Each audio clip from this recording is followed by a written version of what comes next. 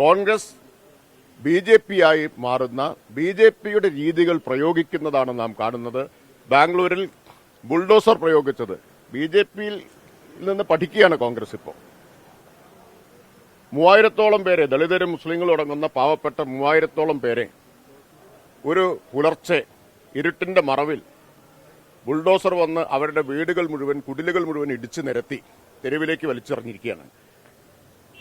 മുസ്ലിം league ഒരു വാക്ക് അതിനെക്കുറിച്ച് പറഞ്ഞു.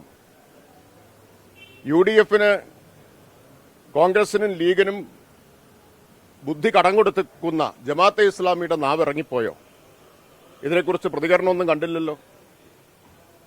അപ്പോൾ കോൺഗ്രസ് BJP ആയിക്കൊണ്ടിരിക്കുന്നു. BJPയുടെ ക്രൂരമായ ജനാധിപത്യ വിരുദ്ധമായ മാർഗങ്ങൾ അവലംബിക്കുകയും ചെയ്യുന്നു.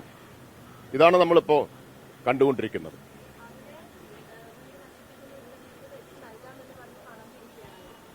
വളരെ പ്രധാനപ്പെട്ട കാര്യമാണത്.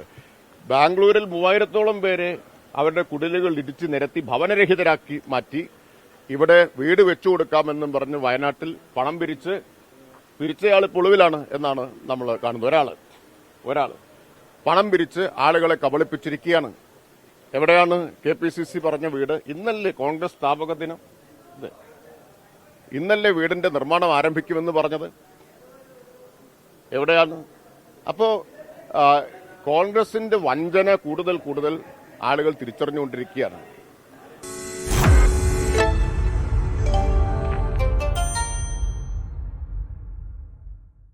ലോകത്തെവിടെയായാലും ഏത് സമയത്തും 24 വാർത്തകളും ഓഗ്മെന്റഡ് റിയാലിറ്റി പാക്കേജുകളും എക്സ്പ്ലെയിനറുകളും വിശദമായി കാണാൻ ഞങ്ങളുടെ YouTube ചാനൽ നിങ്ങൾക്ക് സബ്സ്ക്രൈബ് ചെയ്യാം.